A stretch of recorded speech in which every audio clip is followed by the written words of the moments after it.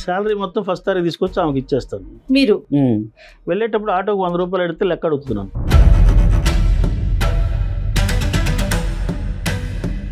నేను ఆఫీస్కి వెళ్ళే లోపు తను బయటకు వెళ్ళిపోతుంది. పాప కూడా ఎన్నోసార్లు వేరే అపార్ట్మెంట్కి ఫ్లాట్కి వెళ్ళి వెతకడం, అసలు ఎక్కడుందో తెలియదు, 4 ఇంట్లో పెట్టి వెళ్తుంది.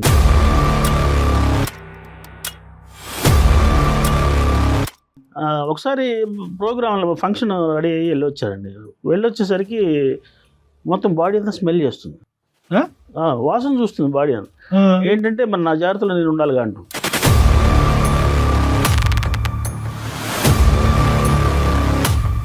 ఏ ఫిజికల్ అట్రాక్షన్ కూడా లేదండి ఇద్దరి మధ్యలో. అడిగితే తను అంటుంది నా అందం పాడైపోతుంది.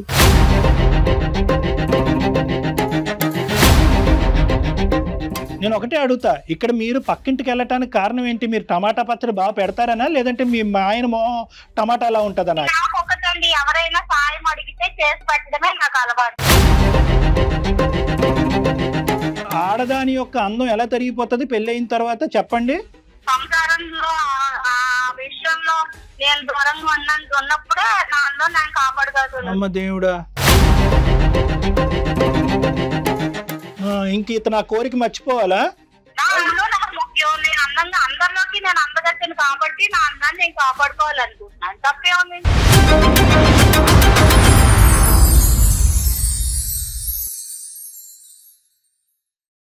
అత్యాధునికమైన టెక్నాలజీతో ఫెర్టిలిటీ ట్రీట్మెంట్ అందిస్తోంది మెడిసి ఐవీఎఫ్. మెడిసి హాస్పిటల్ సమర్పించు అందమైన జీవితం కార్యక్రమానికి స్వాగతం. నమస్తే కళ్యాణ్ గారు. నాగరాజు గారండి, వైఫ్ అండ్ హస్బెండ్ మధ్య ఇష్యూ వచ్చారండి. డైరెక్ట్ గా మాట్లాడటానికి రెడీగా కూడా ఉన్నారు. So invite చేసేద్దామండి. నాగరాజు గారు,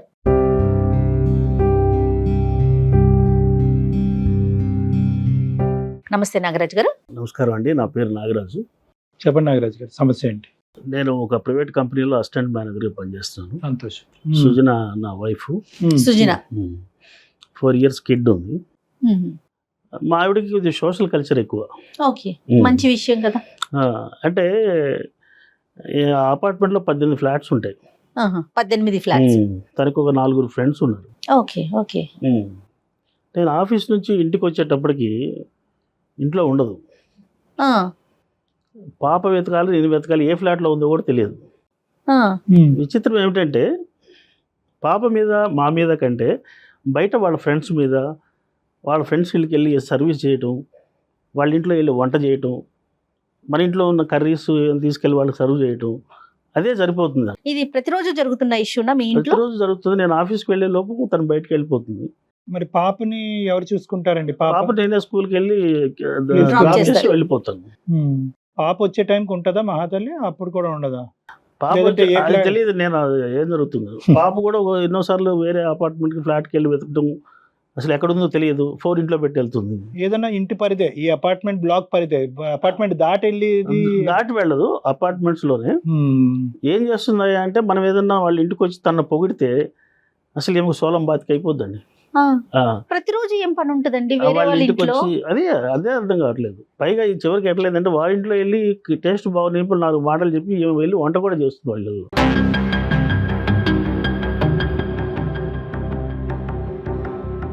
శాలరీ మొత్తం ఫస్ట్ తారీఖు తీసుకొచ్చి ఆమెకి ఇచ్చేస్తాను. మీరు వెళ్ళేటప్పుడు ఆటోకి 100 రూపాయలు అడిగితే లెక్క అడుగుతున్నాను.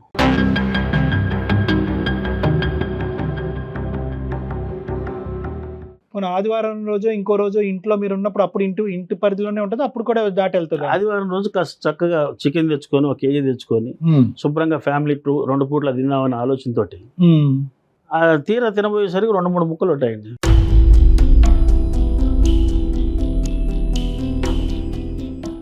ఏంటని అడిగితే అవునండి, మనకు సొసైటీలో హోదా ఉండాలి. ఇలాంటివన్నీ చేసేటప్పుడు భర్త ఎందుకు, నీకు ఫ్యామిలీ ఎందుకు? ఎక్కడో ఏ పొలిటీషియన్, ఏ కార్పొరేటర్, ఏ వార్డు మెంబర్ అయితే బాగుంటుంది, లేదా ఉమెన్ ఎంపవర్మెంట్, మహిళా సంఘం, ఇలాంటివి చేసుకోవచ్చు కదా. నేను ఎంతో ఎక్స్పెక్ట్ చేసి మంచి ఫ్యామిలీ అని చెప్పి చేసుకున్న పాప పుట్టేదాకా బాగుంది. తర్వాత ఈ ప్రవర్తనలో ఇలా మార్పు వచ్చింది. మీరేమన్నా నచ్చట్లేదు ఆవిడకి? అంటే మీరు ఇంట్లో టైం స్పెండ్ చేయట్లేదు, మీకు తనకు కావాల్సింది ఇవ్వలేక అటువైపు ఏమైనా డైవర్ట్ అయింది ఆవిడ? అట్లేం లేదండి, మనిషి చూస్తే పద్ధతిగానే ఉన్నది. కాన్షియస్ మళ్ళీ ఏదో చక్కగా చీర కట్టుకొని తయారైందని చెప్పి వెళ్ళి కాస్త టచ్ చేస్తాడు, కిందికి వెళ్ళిపోయి ఏంటమ్మా అట్లా వెళ్ళిపోయావంటే ఇవాళ వనభోజనాలకు వెళ్తున్నారు అని చెప్పి ఎస్కేప్ అయిపోయి ఇప్పుడు బలహీనత ఏంటి? పొగడ్తా? కాంప్లిమెంట్స్ ఎవరైనా పొగిడితే తర్వాత బ్యూటీ కాన్షియస్ ఓకే. ఈ రెండింటిని దృష్టిలో పెట్టుకొని భర్తని నెగ్లెక్ట్ చేస్తా ఉంది, ఫ్యామిలీని నెగ్లెక్ట్ చేసుకుని తనంతా తానే నెగ్లెక్ట్ అవుతుంది. నా పనులన్నీ నేనే చేసుకోవాలి, ఇంట్లో బట్టల ఐరన్తో సహా నేనే చేసుకోవాలండి. సో మీ ఇంట్లో పనులు మీరు చేస్తారు, ఆవిడ వేరే ఇళ్లలో పనులు పనులు చేస్తారు. వాళ్ళు చేస్తారు. అది ఇంట్లో విచిత్రం. వంట అది చేస్తారండి ఆవిడ? వంట చేస్తారు, మార్నింగ్ ఏదో రెడీ చేసి వెళ్ళిపోతుంది. ఏదో Okay. మన వీళ్ళు ఎవరో పని మనిషిని పెట్టుకుంటే వాళ్ళు డ్యూటీ అయిపోతుంది కదా, అన్నం చేసాం కూర చేసాం ఇంకో ఇళ్ళకి వెళ్ళాలి. అదే రకంగా తప్ప ఒక హస్బెండ్ నాకేంటంటే ఇక్కడ ఉన్న భయం ఏంటంటే పాప ఎంత నెగ్లెక్ట్ అయిపోతుంది, ఆ పసిప్రాణం బయటకు చెప్పుకోలేకపోతుంది, తల్లి లేదు. ఎక్కడ ఉంటుందో తెలియదు, ఏ నిమిషం ఏం చేస్తుందో తెలియదు. నేను లిటరల్ గా చూశాను ఒకసారి. పాప వెళ్ళి ఒక ఫ్లాట్ లో ఉంది, నేను ఒక ఫ్లాట్ లో వెతుకుతున్నాను. అయ్యయ్యో. ఫోన్ కనీసం ఫోన్ తీసుకెళ్తాను, ఫోన్ క్యారీ చేయదు, ఆహా. ఇంట్లో ఉండిపో. మాకు డౌట్, ఫోన్ మోగుతుంది ఇంట్లో లేదు, ఎక్కడ ఉందో డౌట్. ఇవన్నీ ఒకసారి కూర్చోబెట్టి కూడా అడిగాను, వాళ్ళ అమ్మ నాన్న పిలిచి చెప్పాను. ఇవన్నీ చిన్న చిన్న విషయాలు అల్లుడు గారు ఇవి కూడా పట్టించుకుంటే ఎట్లా మీరు? విషయం చిన్నదైతే అయి ఉండొచ్చు, దానివల్ల ఇబ్బంది ఎక్కువగా కనిపిస్తా ఉంది ఇది కదా. నాగరాజ్ గారు ఇంకా చాలా ఏంటి వెరైటీ అండి? ప్రాబ్లం. ఇదేంటి ఈ కళ్యాణ్ గారు ప్రాబ్లం అసలు? ఏంటంటే మీకు తప్ప లోకం మాకు కూడా అర్థం కావటం కష్టమే. ఏమయ్యా పని ఇది ఏమైనా చేస్తుంది? సైకలాజికల్ ఇష్యూ అనుకోవాలండి. అంటే తప్పుడు ఉద్దేశం లేదని అంటున్నారు కదా ఆవిడ. ఏంటంటే కేవలం సేవా దృక్పథం ఒకటి, ఇంకోటి ఏంటంటే పొగట్టుకి ఫ్లాట్ అయిపోతూ ఉంటది. అందం గురించి పొగిడినా, సేవా కార్యక్రమాల గురించి పొగిడినా కూడా ఫ్లాట్ అయిపోతూ ఉంటది. అదే ఆవిడకి మళ్ళీ ఎనర్జీ ఇంకా ఎక్కువ చేస్తూ ఉంటది, అంతే కదా మెయిన్ గా. వీళ్ళందరూ వాడుకుంటున్నట్టేనా? బ్రహ్మాండంగా అది వీళ్ళందరూ వాడుకుంటున్నాను తెలిస్తే కదా. అది వాళ్ళంతా ఏమైనా వాడుకుంటున్నారనే విషయం దానికి కాన్షియస్ లో లేదు. లేదండి, రేపొద్దున మీ ఇంట్లో ఏదైనా కడుపు నొప్పి, కాలు నొప్పి వస్తే ఎవరైనా వస్తారా ఈ బ్యాచ్? అదే నేను వాళ్ళందరూ రావాలని చెప్తే తనను నెగ్లెక్ట్ చేస్తూ నాకు వాళ్ళందరూ సర్వీస్ చేస్తే నాకు దాంట్లో సాటిస్ఫాక్షన్ ఉంటుంది. సరే. అదొక పైగా మళ్ళీ కొత్త మాటలు. వాళ్ళ చివరి నాకు ఫ్రెండ్ ఉన్నాడు, వాడికి కూడా కూర్చోబెట్టి గంటన్నర కూర్చోబెట్టి చెప్తే ఇవన్నీ మామూలేరా అని అంటున్నారు. ఇంకెవరికి చెప్పుకోవాలి నేను? మీ వరకు ఏమందా? మీరు ఏ టైంకి వచ్చినా, ఎక్కడికి వెళ్ళినా, ఎలా ఉన్నా కూడా మీ వరకు మిమ్మల్ని ఇబ్బంది పెట్టదుగా? ఇబ్బంది ఏం పెట్టదు, కానీ నేను కూడా అట్లా రానండి. నా టైమింగ్స్ లో నేను పక్కా ఇప్పుడు ఆవిడ participate లేక ఈయన లేక ఇబ్బంది కదా పాప ఉంది కళ్యాణ్ కదా. గారు. ఒకసారి ప్రోగ్రామ్ ఫంక్షన్ రెడీ అయ్యి వెళ్ళొచ్చారండి. వెళ్ళొచ్చేసరికి మొత్తం బాడీ అంతా స్మెల్ చేస్తుంది.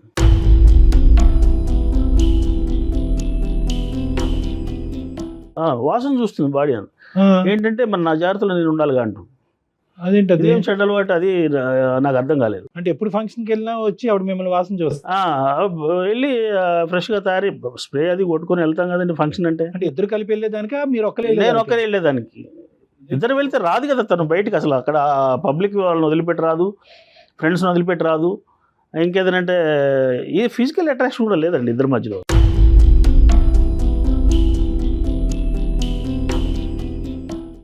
ఇంకా ఏం సమస్యలు ఉన్నాయి నాగరాజు గారు? అసలు మీ ఇద్దరి మధ్య భార్య భర్తల దాంపత్య జీవితం ఏమన్నా ఉందా? లేదు సార్, అదే తను ఎప్పుడైనా దగ్గరికి పిలిచినా రాదండి. ఎందుకు ఏంటి అని ఒకసారి కూర్చోబెట్టి అడిగాను. ఎనర్జీ అంతా బయట అయిపోతే ఇక్కడే ఎనర్జీ. కూర్చోబెట్టి అడిగాను. అడిగితే తను అంటుంది నా అందం పాడైపోతుంది.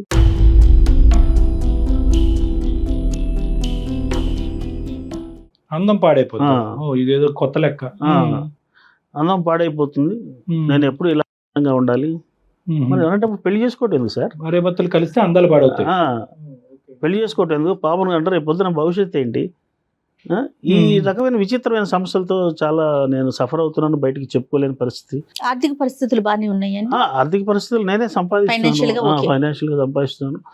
మీ ఇల్లు వరకు ఇంటికి వచ్చాక కొద్దిగా నీట్ గా ఉంటుందా, లేదంటే చంద్రవందరగా ఉంటుందా? లేదు, అది నేను నాకు వచ్చే నా డ్యూటీ, అది వచ్చిన సెకండ్ హాఫ్ డ్యూటీ అది మీది. నా డ్యూటీ వచ్చి సర్దుకోవాలి, నా పక్క బట్టలు నేనే పెట్టుకోవాలి, నా బట్టలు నేనే ఐరన్ చేసుకోవాలి. ప్రైవేట్ కంపెనీలో మీ జాబ్ పార్ట్ టైం, ఇది ఫుల్ టైం జాబ్? ఇది ఫుల్ టైం జాబ్ అయిపోతుంది. అయ్యో రామా. అలా కదా. ఈ ఒక్కసారి ఈ యాంగిల్ ఒకటి చెప్పండి, ఈ వాసనలు చూసే యాంగిల్ చెప్పండి. వినటానికి అసహ్యంగా ఉంది. బయటికి వెళ్ళి వస్తే వాసన చూసే ఆడదానికి అంటే మీ మీద అపనమ్మకమా? నా జాగ్రత్తలో నేను ఉండాలంటే అదే ఫీలింగ్, అపనమ్మకం. ఇప్పుడు నువ్వు దగ్గర రావు, నేను బయటికి వెళ్ళేది లేదు, నా పరిస్థితి ఏంటి, నేను ఎవరికి చెప్పుకోవాలి? ఇది మల్టిపుల్ టైమ్స్ అయిందా? Multiple times. సో ఇక్కడ బయటకు తీసుకెళ్ళాలని నాకు విచిత్రంగా అనిపిస్తుంది.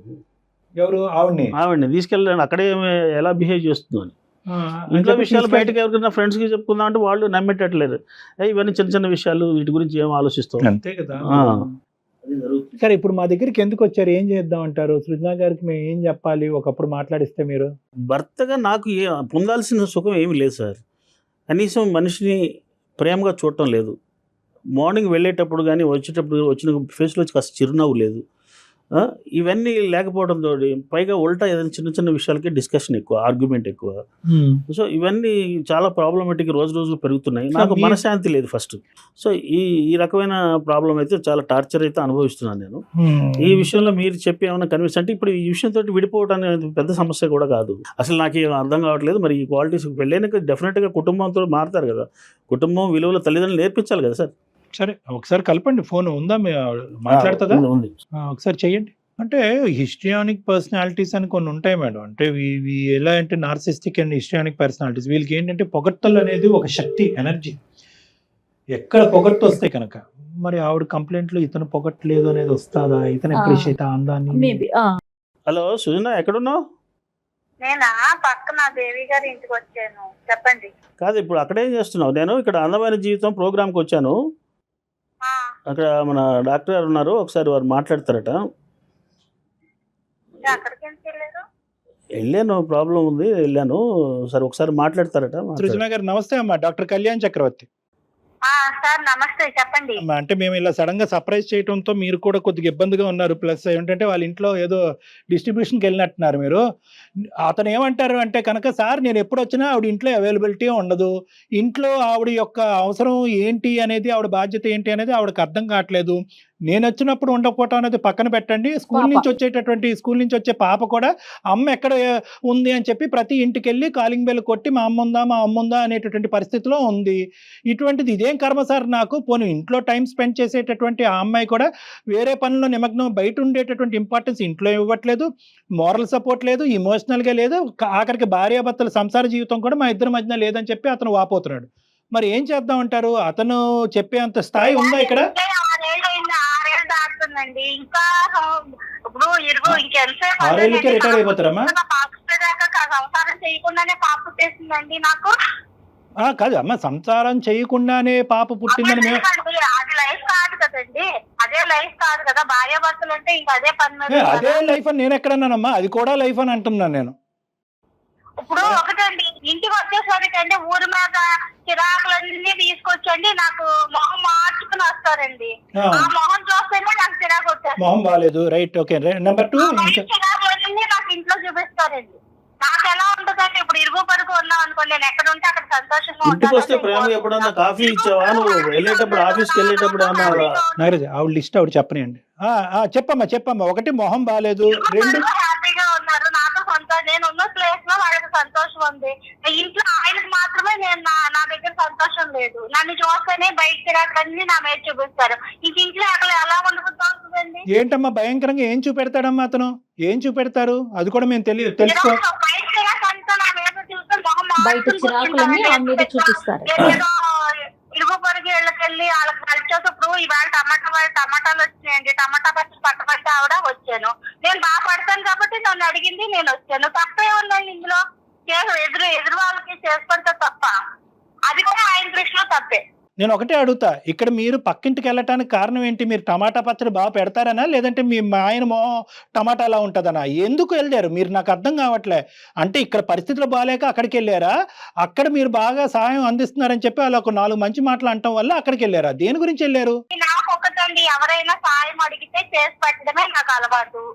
ఆవిడ అడిగింది, నేను చేసి పెట్టాను. ఇందులో తప్ప, ఇది కూడా తప్పేనంటారా? అలాగే తప్పు అనట్లేదు. ఎందుకు తప్పు? మనకేదన్నా సాయం కావాలంటే కాదు సృజన గారు, మీరు చెప్తూనే పోతున్నారు. మీ మాటకి నేను సమాధానం చెప్పిన తర్వాత మళ్ళీ మీరు మాట్లాడండి. నేనేమంటున్నానంటే, ఇక్కడ ప్రత్యేకంగా ఒక కారణం కావాలి. ఇతను ఏంటంటే బయట అక్కడికి ఇక్కడికి వెళ్ళి అతను సాడ్గా, బాధగా, అతని బాధలన్నీ మీ నెత్తి మీద కక్కుతున్నాడు అనేటటువంటి ఉద్దేశంతో ఇంట్లో ఉండలేకపోతున్నారా? లేదంటే బయట నా ఇంపార్టెన్స్ ఎక్కువ ఉంది, బయట నా యొక్క పొగట్టు ఎక్కువ ఉంది, వాళ్ళు నా సహాయ సహకారాలు అక్కడ ఎక్కువ ఉపయోగపడుతున్నాయని వెళ్తున్నారా? ఈ రెండిట్లోకి ఏది అని అడుగుతున్నా. ఎక్కడ సంతోషం ఉంటే అక్కడే ఉంటారండి ఎవరైనా.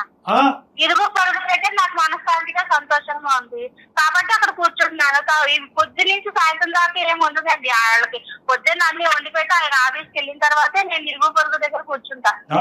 అదేనమ్మా, ఇప్పుడు నా భయం ఏంటంటే రేపొద్దున అతను ఉద్యోగం నుంచి రిటైర్ అయిన తర్వాత ఉదయం నుంచి సాయంకాలం వరకు అతను ఇంట్లోనే ఉంటాడు కాబట్టి, అతను మొహం చూడటం ఇష్టం లేదు కాబట్టి ఉదయం నుంచి సాయంకాలం వరకు రేపొద్దున మీరు అక్కడే ఉంటారేమో, తొందరలో జరగబోతుందేమో. ఎప్పుడు రిటైర్మెంట్ అండి? ఎప్పుడు రిటైర్మెంట్ గురించి ఎప్పుడు అడుగుతున్నారండి మీరు? కాదు, ఇప్పుడు రిటైర్మెంటే కాదనుకో, ఇప్పుడున్నటువంటి పరిస్థితిలో అతను ఏం చేయగలిగితే, అతను ఎలా ఉండగలిగితే మీరు ఇంట్లో ఉంటారు? ఆయన ఇప్పుడు నేను ఎలా సంతోషంగా ఉన్నాను, ఇప్పుడు ఒక హెల్పింగ్ నేచర్ అనేది మనిషి అన్నాక ఒక హెల్పింగ్ నేచర్ అనేది మనిషికి ఉండాలి. అది ఆయన దగ్గర లేదు. ఆయన చెయ్యరు, ఎదుటి వాళ్ళు చేస్తారు, వారో లేదు. అతను ఏమంటున్నాడంటేనమ్మా, నిన్నేమి హెల్ప్ చేయొద్దు అని ఏం అనట్లేదు, నా అవసరాలు ఏంటి అని అంటున్నాడు. అతను భార్యాభర్తల సంబంధం అవనియండి, లేదంటే మీ ఇంట్లో పనులు అవనియండి, మీ ఇంట్లో పనులన్నీ కూడా సవ్యంగా సాఫీగా ఎటువంటి ఇబ్బంది లేకుండా అయిపోతాయి సుజన గారు? లేదంటే ఇతను కూడా అతను దాంట్లో హెల్ప్ చేస్తాడా? ఒకసారి పెళ్లి అనేది చేసేది ఏంటంటే వంశాభివృద్ధి కోసం. ఆ వంశాభివృద్ధి నా కూతురు పుట్టింది. కూతురు పుట్టిన తర్వాత ఏదో నా పూజలు, నా పునస్కారాలు, నాకు ప్రజాసేవలు ఇవి నాకు ఇష్టం. ఇంటి సేవ లేదు కానీ ప్రజాసేవ నేను కాదన్ను. ఆయనకి ఇచ్చే ఫ్రీడమ్ నేను ఇచ్చాను. నాకు ఇచ్చే ఫ్రీడమ్ ని ఆయన నాకు ఇమ్మనండి. ఏ రోజైనా ఆఫీస్కి వెళ్ళాక నేను ఫోన్ చేసి మీరు ఏం చేస్తున్నారని నేను అడిగానా? నన్ను ఎందుకు అబ్జెక్షన్ పెడతారు? ఆడవాళ్ళకి ఎంత ఫ్రీడమ్ కావాలి అనేది మీకు ఇప్పుడు బోల్డ్ మీరే చెప్తున్నారు కదండి. మగవాళ్ళకి ఎంత ఫ్రీడమ్ ఉందో ఆడవాళ్ళకి కూడా అంత ఫ్రీడమ్. ఫ్రీడమ్ అంటే అది కాదు. ఇప్పుడు ఇంకొక అంశం చెప్పండి, ఈ ఒక్క అంశం పక్కన పెట్టండి. మీకు విపరీతమైన, సరే మీ అందం మీ ఇష్టం, మేమెవరు మాట్లాడటాను, కానీ మీ అందచందాల మీద మీరు చూపెట్టేటటువంటి ఇంట్రెస్ట్. అయ్యో నేను ఇంకా కంప్లీట్ చేయలేదు తల్లి, నా ఓపెనింగ్ స్టేట్మెంట్ అది. మీ అందం మీ ఇష్టం. ఈర్చపడుతున్నారా? ఈర్చపట్టం తప్ప అతని జీవితంలో ఇంకేం లేనట్టుంది అక్కడ. మీ అందం చూసి ఈర్చపట్టం ఒకటే అతను పెళ్లి చేసుకున్న చేసే ప్రధానమైన కార్యక్రమం. మీరేమో వచ్చి అందచందాలని ఇది చేస్తూ ఎదురింటోళ్ళకి పక్కింటోళ్ళకి చూపెడుతున్నారు, కానీ భర్తకు కావాల్సినటువంటి సుఖం అర్థం కాక అతను పరిగెట్టుకుని ఇక్కడికి వచ్చి కూర్చున్నాడు. మీరేమో వచ్చి ప్రజాసేవ చేస్తే తప్పేంటంటే, డాక్టర్గా మీరు ప్రజాసేవ చేయమనాలి కదా అని అంటే కనుక, ఏంటమ్మా ప్రజాసేవ చేసి, ఇంట సేవ చేసి ప్రజాసేవ చేయమ్మా. సరే, ఇప్పుడు ఈ అందం గురించి ఏంటి సబ్జెక్టు, ఈర్ష అంటారా? అప్పుడండి ఆ ఒక్క విషయంలో ఇప్పుడు అది పెద్ద విషయం కాదండి. భార్యగా ఆయన చేయాల్సినవన్నీ నేను చేస్తున్నా, దాని వల్ల అందం తరిగిపోద్దండి. అది నా అందం నేను కాపాడుకోవడం కూడా నాకు ముఖ్యమే కదా.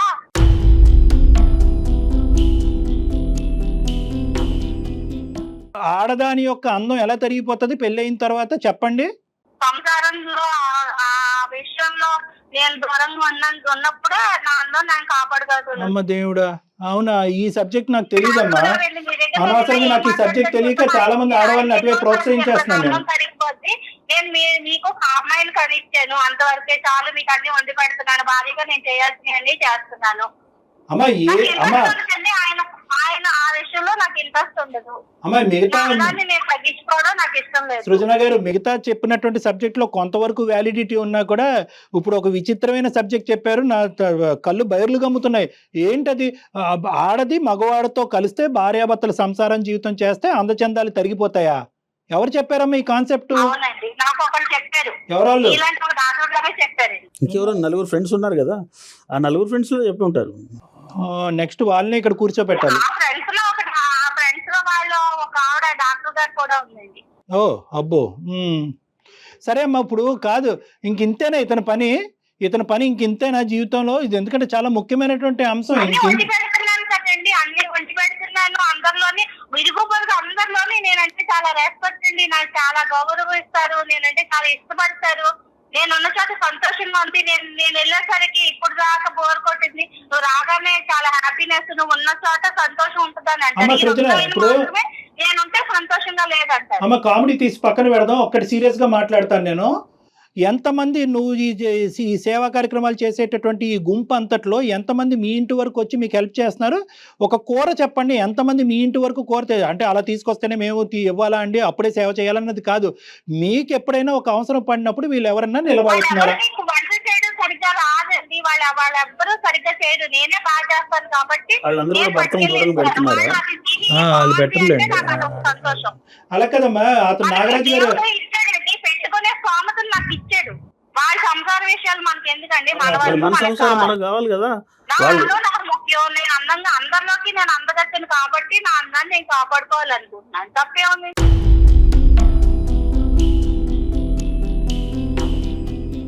ఇక మీకు వండి పెట్టడం, మీ ఇంట్లో కూర్చోవడం, మీతోనే ఉండడం, మీకు టైం అన్ని అందివ్వడం, ఇదే నా భార్య.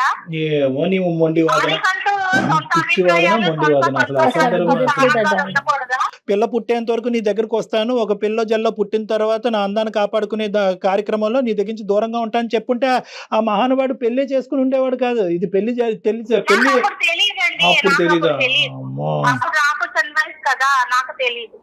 ఇంక ఇతను ఆ కోరిక మర్చిపోవాలా?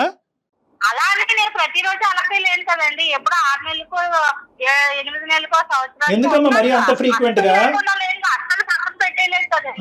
6 నెలలకు ఒకసారి వస్తుందంట ఆవిడ బెడ్ మీదకి. ఏం మాట్లాడుతున్నావు అమ్మా ఇది? అసలు నాకు ఏం చెప్పాలో కూడా నాకు అర్థం కావట్లేదు. ఫస్ట్ టైం ఏం మాట్లాడాలో కూడా నాకు అర్థం కావట్లేదు. నిజంగా ఏం చదువుకున్నారు? నీకు చెప్పినటువంటి ఆ మహాతల్లి ఎవరు? ఆ మహాతల్లి అలా చెప్తుంది అంటే కనుక నిన్ను పక్కదో పట్టించడం గురించి, నీ సంసారంలో నిప్పులు పోయడం గురించి అలా చెప్తుందేమో. ఆ మాత్రం ఆలోచన కూడా లేదు. వదిలేమ్మా, ఏం డాక్టర్లా? వదిలేమ్మా, ఇలా చెప్పినటువంటి డాక్టర్ ఎక్కడో ఉంటారని నేనైతే అనుకోవట్లేదు. ఆవిడ దేనికి సంబంధించిన డాక్టర్, మీకు ఆవిడ ఎందుకు చెప్పిందో, ఆవిడ మాట మీరు ఎందుకు ఆలోచించుకున్నారు కానీ అది వేరే టాపిక్. ఇప్పుడు అతను ఏమంటున్నారంటే ఇంకొక అంశం కూడా, ఇంట్లో విషయాలు, సంసార విషయాలు మనలో మనం మాట్లాడుకోవడం పోయి మీ దగ్గర దాకా తీసుకురావడం ఏంటండి? పరుగు పోవడానికి. ఇంకెక్కడ మాట్లాడమంటారు చెప్పండి? ఇంకా అతను ఎక్కడ మాట్లాడమంటారు? మీ పేరెంట్స్ దగ్గరికి వెళ్ళి మాట్లాడితే వాళ్ళు ఏమొచ్చి ఈ మాత్రం సమస్యకి, ఎందుకంటే బహుశా వాళ్ళకి మీ మెంటాలిటీ ముందు నుంచే తెలిసేమో, అంతా అతను నెత్తి మీద రుద్దారు. అంటారంటే నీ బాధ నువ్వు చూసుకో అయ్యా, ఈ మాత్రం దానికి మా దగ్గర వరకు ఎందుకు వచ్చావని చెప్పి. పోనీ ఇరుగు పొరుగు అందరితో చెప్పుకోవాలంటే కనుక అందరికీ మీరు వెళ్ళి సహాయ సహకారాలు అందించేటప్పటికి వాళ్ళెవరు ఇతని తరపున నిలబడరు. అందరూ మీ తరపునే మంచిది సృజన అంత గొప్పది లేదు, సృజన అంత అందమైనటువంటి అమ్మాయి లేదు అని చెప్పి మిమ్మల్ని పొగట్టలతో కుమ్మేస్తున్నారంట. కాబట్టి అండి నేను అటు అత్తారింటికి గాని ఇటు పుట్టింటికి గాని ఇరుగు పొరుగు గాని అందరికీ సాయంగా అండగా నిలబడుతున్నాను కాబట్టి వాళ్ళందరూ నా తరపు మాట్లాడుతున్నారు. ఈ హెల్ప్ కావాలనగానే అక్కడ నిలబడుతుంది, అండగా నిలబడుతుంది. అలాంటి భార్య దొరకడం ఆయన అదృష్టం అనుకోవాలి. అతను అనుకోవాలి అంటే కనుక అతను ఇంకో జన్మ ఎత్తాలి కానీ అలా కాదు. అలాంటి భార్య దొరుకుద్ది.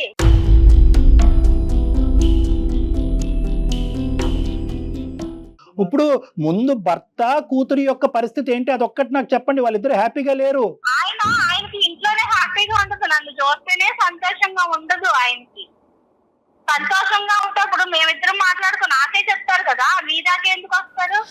అందరికీ నచ్చింది కానీ ఆయనకు మాత్రం ఎందుకు నచ్చట్లేదు? చెప్తే కదా నువ్వు అన్నావు, నా అందం తగ్గిపోతుంది అన్నావు కదా, చెప్తేనే కదా నువ్వు అన్నది, నా బ్యూటీ తగ్గిపోతుంది, అందం తగ్గిపోతుందని నువ్వు అనబట్టే కదా కూర్చోబెట్టి. ఎన్నిసార్లు చెప్పలేదు నీతోటి? సినిమాల్లో చేయమని ఎవరు చెప్పలేదా? మరి మీరు చాలా అందంగా ఉంటారంట కదా. నేను చాలా అందంగా ఉంటానని ఇప్పుడు మీకు చెప్తున్నారు. ఆయన కనీసం ఒక్క రోజు అండి అంటే ఆడదానికండి ఒక 3 మల్లెపూలు తీసుకొస్తేనే సంతోషపడుతుందండి. ఏ రోజైనా ఆయన చేత మల్లెపూలు తీసుకొస్తారు అడగండి మీరు? ఏ రోజు ఏ టైంకి వచ్చినా నేను అడగలేదండి. ఒక ఫస్ట్ పాయింట్.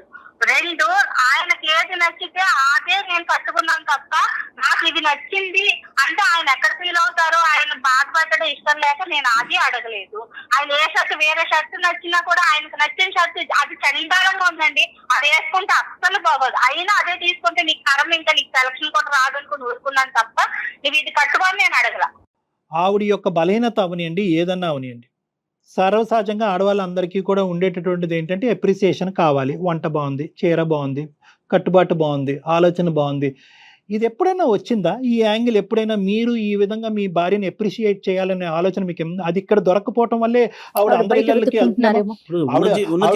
చేతిలో పెడితే అప్రిషియేషన్ డబ్బులు కాదు. కానీ ఇదంతా కూడా ఎక్కడ స్టార్ట్ అయింది అంటే కనుక ఆవిడ వీక్నెస్ ని అందరూ క్యాష్ చేసుకుంటున్నారు. ఆవిడ వీక్నెస్ ఇది అన్నది మీకు అర్థం కావట్లేదు. ఆవిడ వీక్నెస్ ఏంటంటే బహుశా ఒక చిన్న పొగట్ట, ఈ కూర బాగుంది, ఈ వంట బాగుంది, ఈ చీర బాగుంది. పొగట్టం అనేది కాదండి, పొగట్టం అనేది పెదాల దగ్గర నుంచి వచ్చే కాదండి, మనసులోంచి వచ్చేటటువంటి అంశం. ఆవిడ ఇప్పుడు వరకు అన్ని ఇన్వాలిడ్ పాయింట్స్ చెప్పిన లాస్ట్ 2 minutes బ్యాక్ ఆవిడ చెప్పినటువంటి పాయింట్ చాలా వ్యాలిడ్ పాయింట్ ఉంది. నాకు ఎప్రిసియేషన్ కావాలి. అతను ఎప్పుడు చూసినా కూడా వర్క్ అని చెప్పి బయటకు వెళ్ళి ఆ వర్క్ అంతా అతను నెత్తి మీద వేసుకుని అంతే. సరే, మగాడంటే అలాగే కష్టపడాలి, తప్పదు. కానీ ఆవిడకి ఈ బలహీనత ఉన్నప్పుడు ఏంటంటే కొద్దిగా మీరు ఆ లూప్ అనేటటువంటిది ఓపెన్ చేసి ఆవిడ కావాల్సిన ఆవిడ కాంట్రిబ్యూట్ చేస్తే బహుశా ఆవిడ ఇది ఎత్తుక్కుంటూ వేరే ఇళ్ళకి వెళ్ళదేమో అనేది నా అభిప్రాయం. ఇప్పుడు నేను ఒక చీర కట్టుకున్నాను అనుకోండి, కనీసం ఆ రోజు నా మొహం కూడా చూడకూడదు. దాన్ని ఈ రోజు ఏం చీర కట్టుకున్నానో ఆయన అడగండి, చెప్తారేమో, గుర్తుందేమో అడగండి. అది కష్టం. కట్టుకున్నానో నా ఫ్రెండ్స్ చెప్తారు, నిన్న కట్టుకుని చేసి సోపరైన ఒక గుడి కూడా తీసుకెళ్ళరండి. అంటే నేను అందంగా ఉన్నాను కాబట్టి అక్కడ వాళ్ళందరూ నన్ను అంకు చూసి చేస్తారు కాబట్టి నన్ను బయటికి తీసుకెళ్ళరు. ఇది భార్యాభర్తలుగా ఎదురు కూర్చుని ఏమండి నాకు మీ దగ్గర నుంచి రావాల్సినట్టు మీరు ఎలాగైతే శారీరకపరమైనటువంటి సంతోషాన్ని కోరుకుంటున్నారో అదే ఒక భార్యగా నాకు ఒక స్థానం అనేటటువంటిది ఇంట్లో ఉండాలి అనే కోరికతో నేను ఉన్నాను, నా దగ్గర నుంచి ఈ పొగట్ట ఈ ఎప్రిసియేషన్ ఈ అనుభవం నాకు కావాలి అనేది మీరు చెప్తే ఎందుకు ఇవ్వడం మాత్రం? తప్పకుండా. అంటే ఏ భార్య అన్నా నన్ను పొగుడు లేకపోతే నాకేమో ఇది చెయ్యి అని భార్య అడిగితే చేసేదాన్ని. బేసికలీ ఏంటంటే అతను ఇంటి వర్క్ వెళ్ళటం, వర్క్ నుంచి ఇంటికి రావటం తప్ప ఆ మహానుభావుడికి ఇంకేమీ తెలియదు. అలా తెలియనప్పుడు ఏంటంటే ఏమండి మీ దాకా ఎందుకు వస్తారండి? మరి ఇది తెలిసిందా ఇంట్లో విషయాలన్నీ? అదేనమ్మా, మీరిద్దరు కూర్చొని మాట్లాడుకుంటే మా వరకు తీసుకురావాల్సినటువంటి అవసరం లేదమ్మా. కాదమ్మా, నేను ఇప్పుడు ఇందులో ఏంటంటే కొన్ని చాలా వాస్తవాలకి సైన్స్కి చాలా దూరమైనటువంటి అపోహలు అంశాలు ఉన్నాయి. అవి పబ్లిక్ ప్లాట్ఫామ్ మీద మాట్లాడుకోవడానికి మీకు నచ్చదు, అతనికి బాగుండదు, నాకు నచ్చదు. అవి విడిగా మనం కౌన్సిలింగ్ అనేటటువంటి ప్రక్రియలో కూర్చొని మాట్లాడుకుందాం. అది మేజర్గా ఏంటంటే భార్యాభర్తలకు సంబంధించింది. ఇక్కడ ఒక అంశం ఏంటంటేనమ్మా, నేను కూడా ఆయనలో ఉన్న లోటుపాట్లు అన్ని మీ దగ్గర చెప్పాల్సినవి ఉన్నాయండి.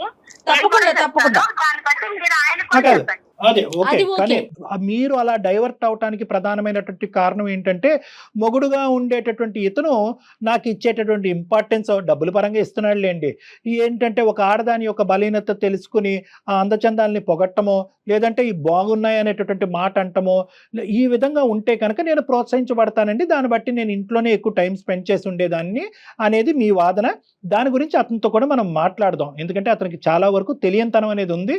ఇక్కడ వరకు వచ్చారు అంటే కనుక మీ ఇంట్లో ఆ డిస్కషన్ జరిగి మీరు అక్కడే తేల్చుకుని ఉంటే కనుక ఇక్కడ వరకు రాలు.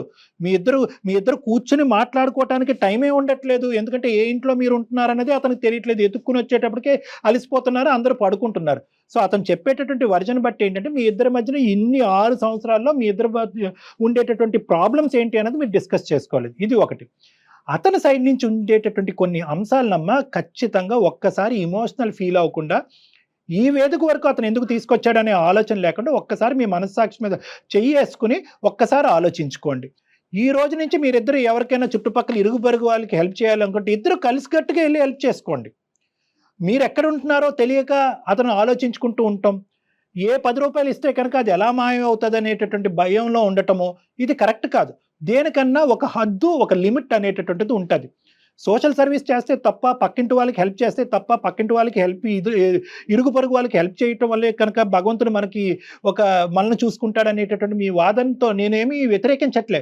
కానీ దానికి కూడా ఒక హద్దు ఉంటుంది, ఒక లిమిట్ ఉంటుంది, ఒక బ్యాలెన్స్ అనేది చాలా ఇంపార్టెంట్. సో నేనేమంటున్నానంటే ఈ రోజు నుంచి మీరు తడిగొట్ట కట్టుకుని అవన్నీ ఆపేసేయండి, చుట్టుపక్కల ఇరుగు పొరుగులు ఉండేటటువంటి వాళ్ళందరితో తెగదెంపులు చేసేసుకోండి అని నేను అనట్లేదు. మీ భర్తకి ఇష్టపూర్వకంగా ఉండేటటువంటి అంశాలు మీరు చేపట్టండి. ఇద్దరు కలిసికట్టుగా చేయండి. ఏవైతే ఫ్రెండ్స్ రిలేషన్షిప్స్ మీరు డెవలప్ చేసుకుంటున్నారో కలిసికట్టుగా ముందుకెళ్ళి చేసుకోండి. కానీ అందులో కొంతమంది ఎవరైతే కనుక మిమ్మల్ని వాడుకోవటానికి, ఈ సిచ్యువేషన్ అడ్వాంటేజ్ తీసుకోవటానికి, ఆఖరికి మీ మైండ్లో అనవసరమైనటువంటి సబ్జెక్ట్స్ పెట్టి ఈరోజు భార్యాభర్తల దూరం కూడా పెంచడానికి ప్రయత్నించే వాళ్ళు కూడా ఉంటారు. తస్మాత్ జాగ్రత్త అని మీకు చెప్తున్నా. సో ఇక్కడ ఏంటంటే ఫస్ట్ ఆఫ్ ఆల్ మీరు చేసేవి మీరు చేయండి, కానీ ఎంతవరకు దానికి మీ హస్బెండ్ ఏకీభవిస్తున్నాడు అన్నది ఒకసారి ఆలోచించుకోండి. పాపతో టైం స్పెండ్ చేయండి, ట్రై చేయండి. హస్బెండ్తో టైం స్పెండ్ చేయడానికి ట్రై చేయండి. అతని దగ్గర నుంచి ఏమైనా ప్రాబ్లమ్స్ ఉంటే కనుక మీలో ఈ ప్రాబ్లమ్స్ ఉన్నాయి ఇవి నేర్చుకోండి అని చెప్పి ఓపెన్గా మాట్లాడటానికి ట్రై చేయండి. ఇంటి పరిస్థితులు చక్కదిద్దుకున్న తర్వాత బయటకు వెళ్ళటానికి ఆలోచించుకోండి. సుజన, ఒకటి, ఏదైనా కూడా చేతులు కాలేక ఆకులు పట్టుకునే పరిస్థితి రాకూడదు. ఎవరైతే కనుక మిమ్మల్ని ఈరోజు పొగడ్తలతో ముంచుతున్నారో కరెక్ట్గా ఒక వారం 10 రోజులు వాళ్ళ ఇంట్లోకి వెళ్లకుండా, ఏ హెల్ప్ చేయకుండా, ఏ కూర ఇవ్వకుండా, ఏ డబ్బులు సహకరించకుండా ఎండగట్టండి. అసలైనటువంటి రూపురేఖల్లో నిజాలు బయటకు వస్తాయి. ఒకసారి అపాయింట్మెంట్ తీసుకొని కలుద్దురు కానండి సృజన గారు, మీరును మీ హస్బెండ్ కలిసి.